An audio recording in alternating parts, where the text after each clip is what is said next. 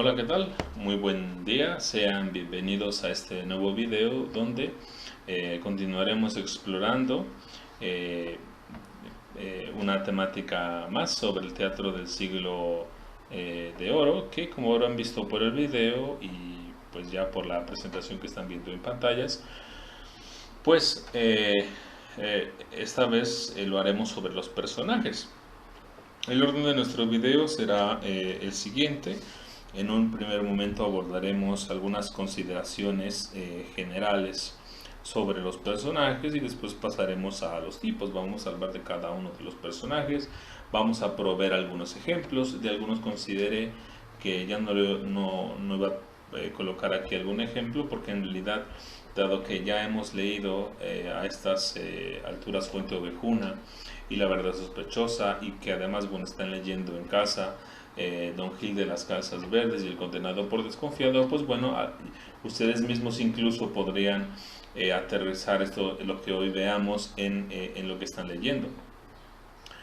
Bien, entonces vamos a comenzar con estas consideraciones, y la primera que tenemos que decir es que, bueno, a diferencia de otras tradiciones literarias, los personajes creados por los dramaturgos del teatro áureo no poseen aquella profundidad psicológica que hoy tanto gusta en los estudios literarios y además en las literaturas más contemporáneas. Bueno, estudiar la psicología de los personajes es algo que, bueno, se convierten en largas investigaciones muy fructíferas en ese sentido. Eh, pero bueno, lo contrario ocurre con el teatro del siglo XVII. Ahora, esto no quiere decir que en los personajes esté ausente toda psicología.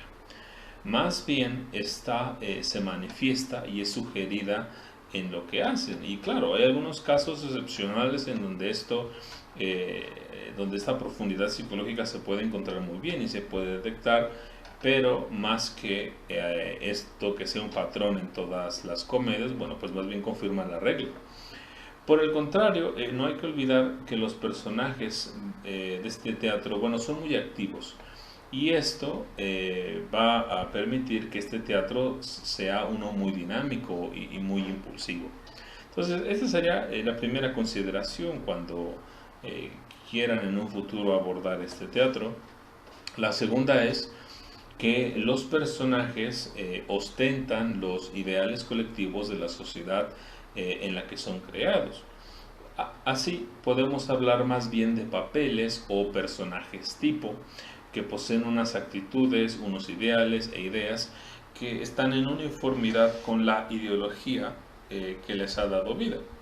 De hecho, seguramente al leer dos o tres comedias como lo están haciendo, a veces es suficiente para detectar con alguna facilidad que los personajes que están elaborando los dramaturgos pues lo fueron elaborados bajo un sistema de convenciones artísticas que podemos dar con ellos de una manera pues muy fácil, ¿no? Bien, entonces ahora sí vamos a pasar a los tipos de personajes y vamos a empezar con los personajes que son las figuras claves de todo el entramado. Y nos referimos al galán y la dama.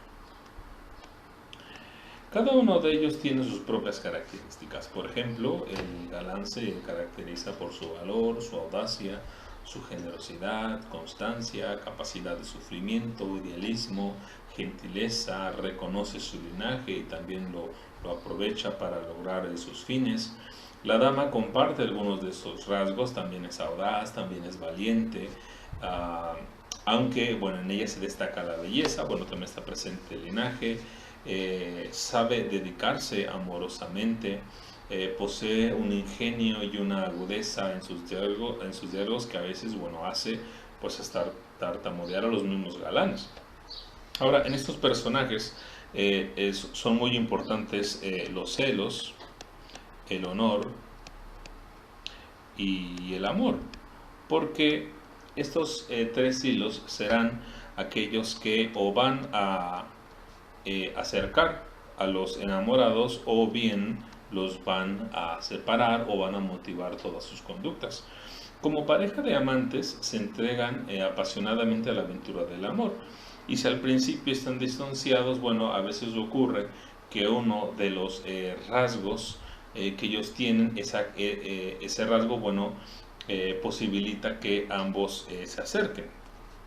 Un ejemplo que podemos ver un poquito rapidito, bueno, ocurre en La verdad sospechosa, perdón, en Las paredes oyen, de Juan Ruiz Alarcón, donde, bueno, aquí voy a contar un poquito acerca de la comedia. Aquí Don Juan es un galán, pero bueno, es más bien feo, y está compitiendo por Doña Ana con otro galán.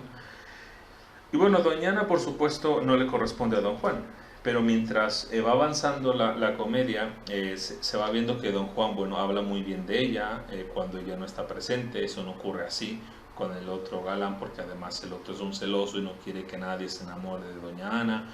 Él cree que por la fealdad de Don Juan pues no tiene posibilidades. Entonces Doña Ana eso no le gusta. También se muestra la valentía de Don Juan en otro momento de la comedia, porque la defiende directamente. Y hay un momento en donde Don Juan viene disfrazado de cochero y tienen este diálogo. Pues Doña Ana se da cuenta que Don Juan está ahí disfrazado además, y bueno, dice Juan: esto debo a mi ventura. ¿Qué es esto, Don Juan? Amor. Locura dirás mejor. ¿Cuándo amor no fue locura? Sí, mas los fines ignoro de estos disfraces que veo. Así miro a quien deseo, así sirvo a quien adoro. No, traidoras intenciones encubren estos disfraces. Falsas conjeturas haces por negar obligaciones. Entonces verán que aquí Don Juan directamente está declarando el amor hacia la dama, que es Doña Ana. Y bueno, mientras lo hace, bueno, Doña Ana no cree cuál es el valor que pueden tener esos disfraces, o no entiende su propósito.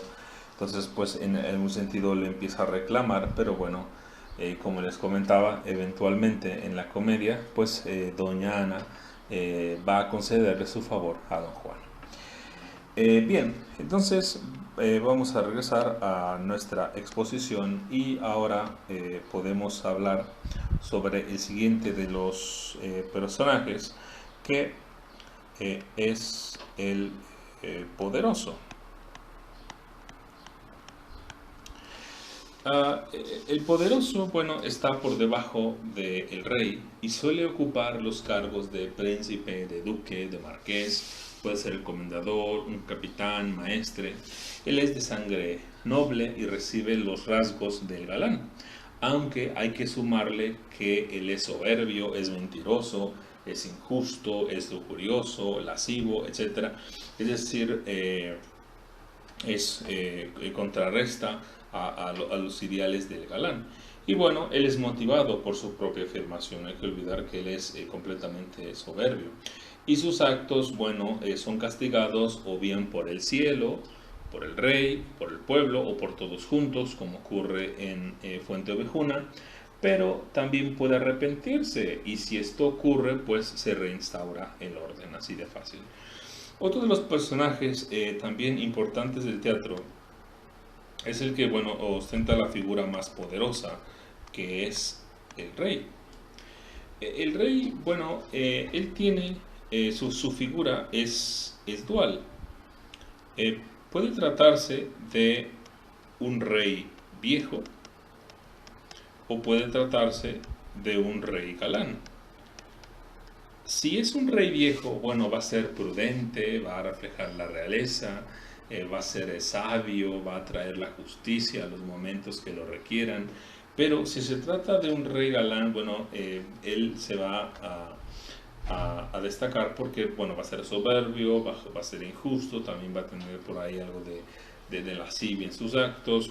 Pero bueno, en el rey se congregan tanto el poder como la majestad. Él es la fuente de todo poder, honor y justicia. Tiene en algún sentido un destello de divinidad, ya que de Dios recibe su cargo. Y en ese sentido, cuando el rey es un tirano, bueno, pues el hombre no puede castigarle, y más bien Dios lo va a castigar en un modo que sea ejemplar.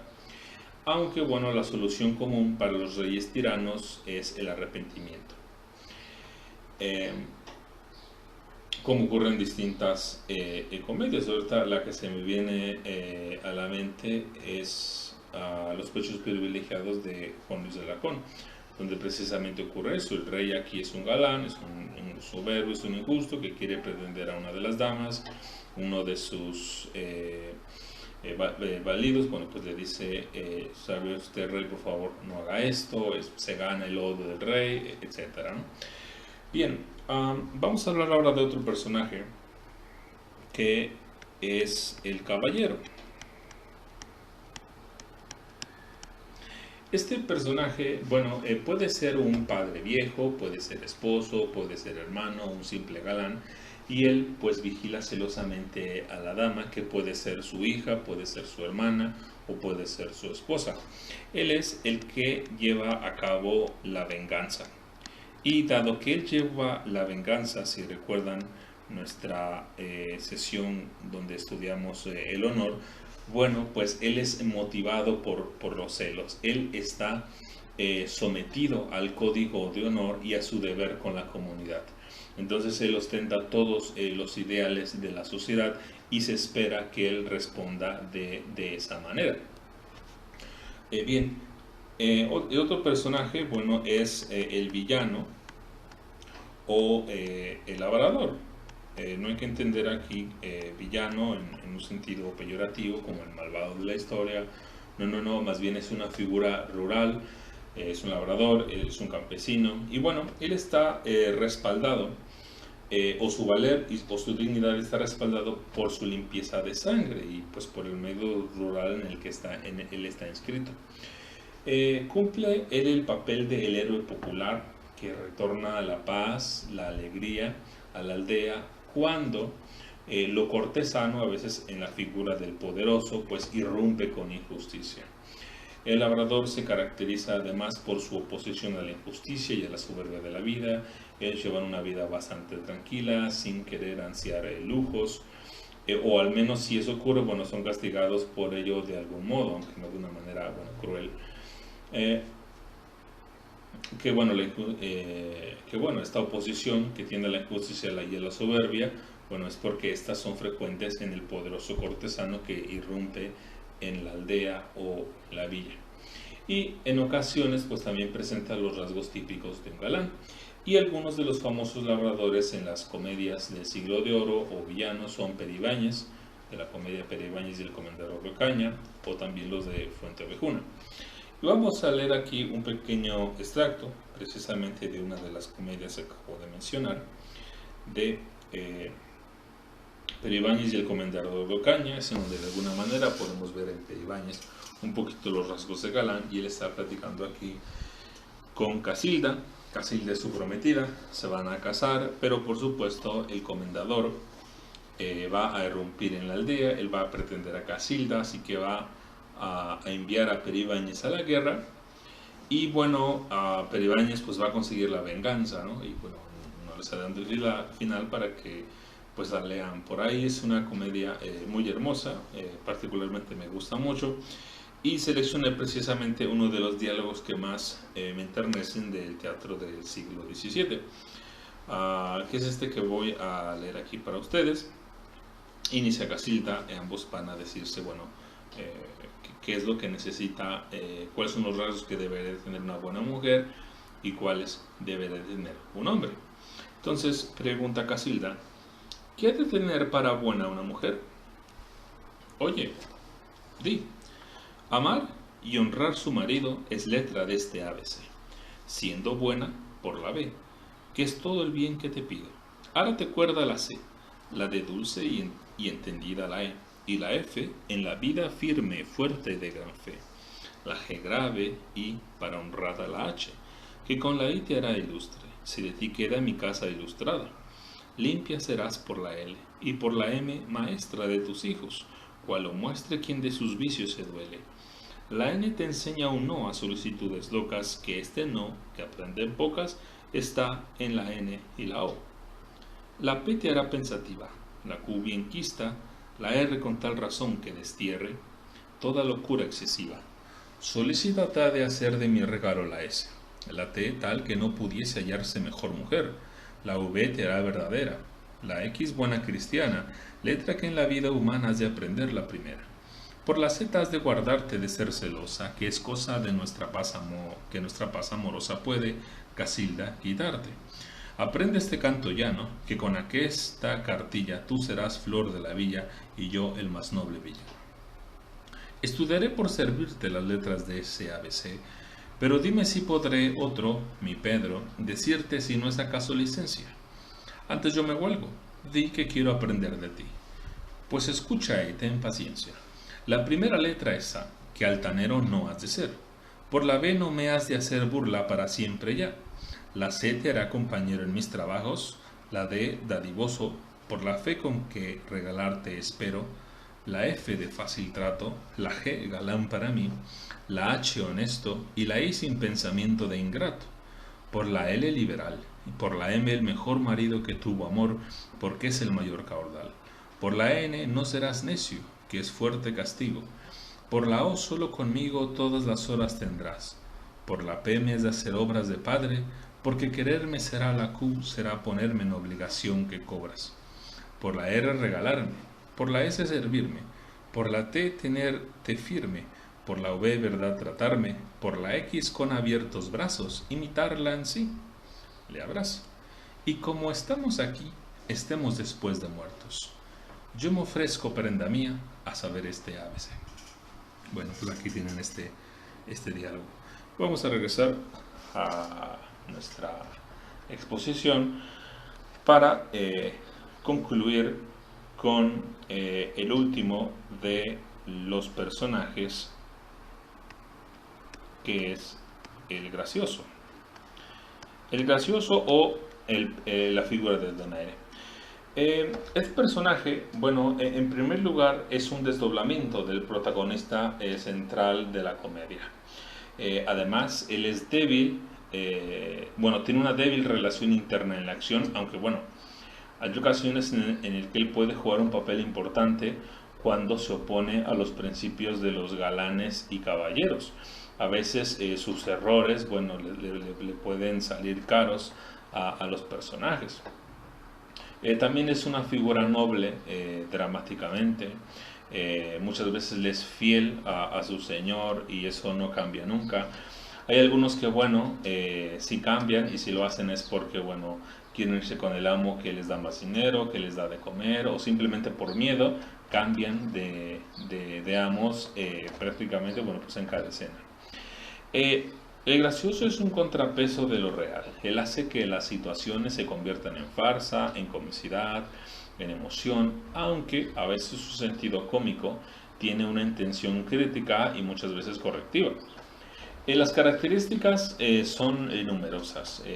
Algunas ya las he dicho, las voy a volver a repetir. Entre algunas de ellas, bueno, pues está la fidelidad al Señor, tiene un buen humor, amor al dinero, que no tiene, es glotón, es dormilón, es un bebedor, es comelón, no ama el peligro y hace todo lo que puede para evitarlo, se enamora o desenamora de su Señor, tiene también un agudo sentido práctico de la realidad, ausencia de todo principio de honor, es miedoso, tiene un aire de pueblerino y bueno, hay ocasiones en las que puede ser muy inteligente, incluso sabio y sabe aconsejar a sus amos.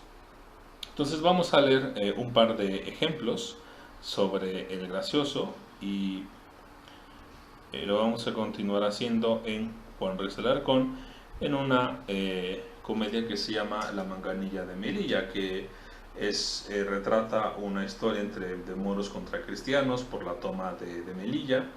Es una comedia llena de acción, está en el marco de una guerra y bueno, ahí el malvado es Asen, un moro, y el gracioso es un judío que se llama Salomón.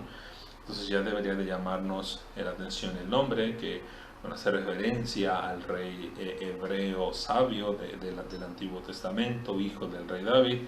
Y aquí, bueno, pues es uno que tiene todos los rasgos de miedoso, ¿no? Y no de sabio, pero sí inteligente y agudo, como más o menos sí se puede ver en este diálogo. Entonces hacen el malvado, le dice, ah, judío, vuelve, cogióme, ¿qué quieres? Quiero lo que tú quisieres. ¿A dónde ibas? Señor mío, voy donde has mandado. ¿Yo? ¿Dónde te he mandado ir? ¿No me mandaste partir a Melilla al Caire? No. Pues señor, no iré a Melilla. Tú estás trabado. De verte enojado, estoy de suerte que no sé, con quien se humilla y me teme, no ejercito yo mi poder, Salomón. Esa es real condición y lo contrario es delito. Entonces, como verán, por medio del uso del lenguaje, bueno, él trata de escabullirse, es miedoso, no quiere entrar en el peligro, quiere evitar a una persona como Asen, que se caracteriza por su violencia, por un uso terrible en los esclavos, en los prisioneros que tiene.